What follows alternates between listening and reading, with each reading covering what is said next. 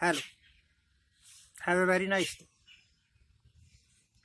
हमारे हिंदुस्तान में बहुत कुछ ऐसा हो रहा है जिसको नहीं होना चाहिए। फॉर एग्जाम्पल, हमारे हिंदुस्तान में स्टूडेंट्स पढ़ते पढ़ते आत्महत्याएं कर रहे हैं। हर रोज ही कोई ना कोई खबर आ जाती है। कोटा में, कहीं दूसरी जगह, एक स्टूडेंट ने गले में फंदा डाल के और आत्महत्या कर ली। ये क्या है? स्टूडेंट्स, जब कोई माँ बाप अपने बच्चे को पढ़ने के लिए भेजता है तो उसके सपने होते हैं कि मेरा बेटा, मेरी बेटी पढ़ेगा, लिखेगा, अपना जीवन सुधारेगा, माँ बाप को खुशी होगी।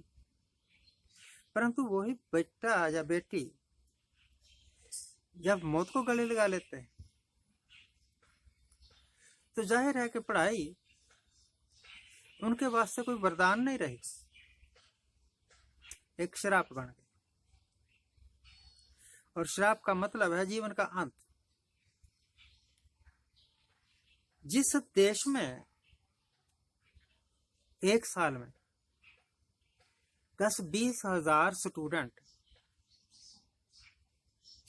आत्महत्याएं कर रहे हो, जिस देश में 20 से लेकर 30 हजार तक किसान आत्महत्याएं कर रहे हो, जिस देश में हजारों की तादाद में हर साल सड़क पर या रेल के द्वारा एक्सीडेंट्स में मारे जा रहे हो, लोग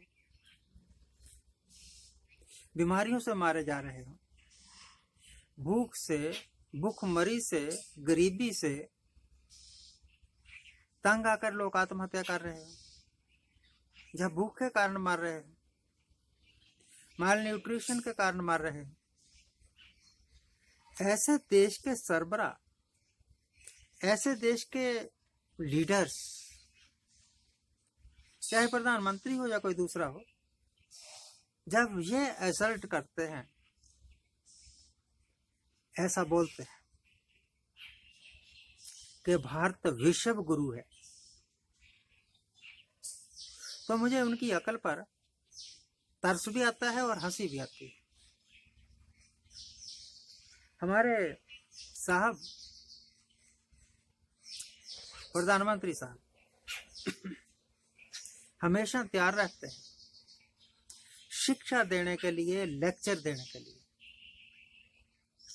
और उनको बड़ी खुशी होती है जब उनके सामने एक बहुत लंबी चौड़ी भीड़ हो और वो अपनी माननाई बातें भीड़ को सिखा रहे हैं।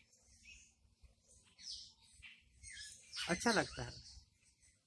यानी अगर कोई पूछे ना, what is the favourite hobby of your prime minister, तो मेरा जवाब तो यही होगा कि भैया लेक्चर देना, लोगों को तरह तरह के भाषण देना और उनका मनोरंजन करना हमारे प्रधानमंत्री के फेवरेट हॉबी। इसके अलावा कुछ नहीं, इसके अलावा कुछ नहीं। मैं कल एक खबर पढ़ रहा था, 2 लड़कियां किसी एग्जाम की तैयारी कर रही थी। एक ने अपने हाथ पर लिखा, पापा आई एम सॉरी, मैं उस स्तर पर आपके सपनों को साकार नहीं कर सकी जैसे सपने आपने मेरे को लेकर देखे होंगे। मैं आत्महत्या कर रही हूँ। और कहते हैं 6ठी मंजिल से उसने छलांग लगाई और गिरते ही मर गई बेचारी। तो वो देश जहां पर किसान, जहां पर स्टूडेंट्स, जहां पर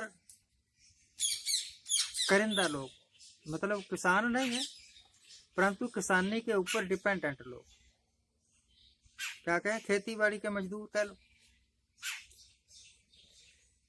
आत्महत्याएं कर रहे हो।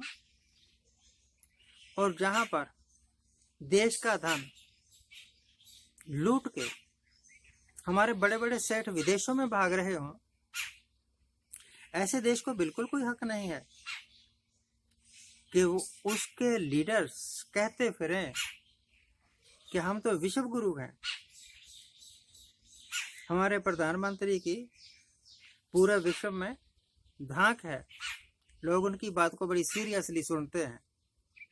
अगर सीरियसली सुनते होते बात हमारे प्रधानमंत्री की या हमारे देश की, कहना चाहिए प्रधानमंत्री तो आज है कल नहीं होगा, कोई दूसरा होगा, परंतु देश तो रहेगा, देश की पॉलिसी तो रहेगी।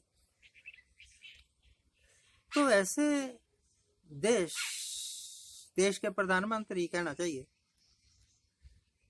अगर अपने लोगों को और विदेशों में जाके अपने लोगों को इकट्ठा करके रैलियां करके यह साबित कर रहे हो कि वो दुनिया के सबसे बुद्धिमान आदमी है, तो भैया उनको यह भी सोचना चाहिए, आपको तो नेपाल डरा जाता है, आपको तो श्रीलंका डरा जाता है, बांग्लादेश आपको आंखें दिखा जाता है, पाकिस्तान से आप हमेशा डरे डरे रहते हैं, चाइना आपकी जगह हड़प जाता है और आप चू तक नहीं कर सकते, इतने डरपोक, इतने कायर।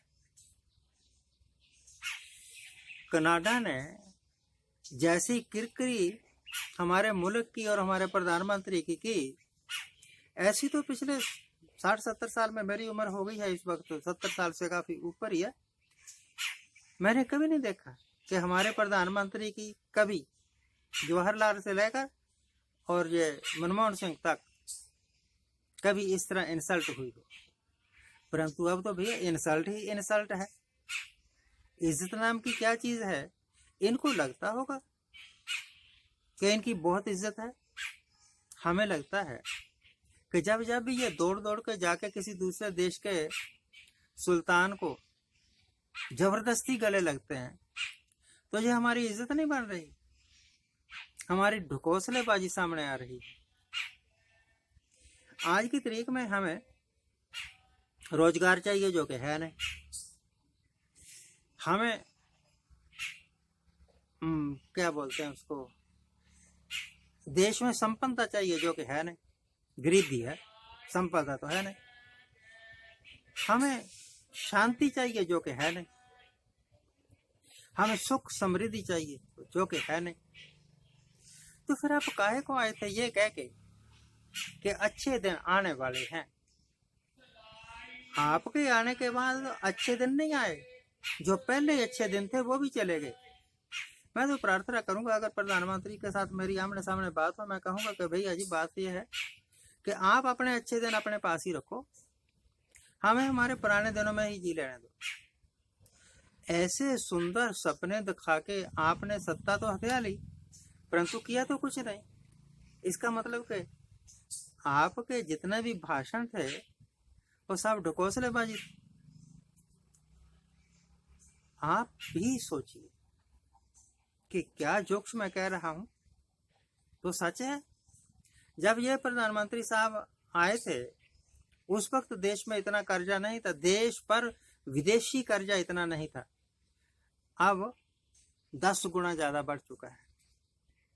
कर्जाई बनाने के लिए आए थे क्या? Thank you very much for watching. Keep watching. Please subscribe my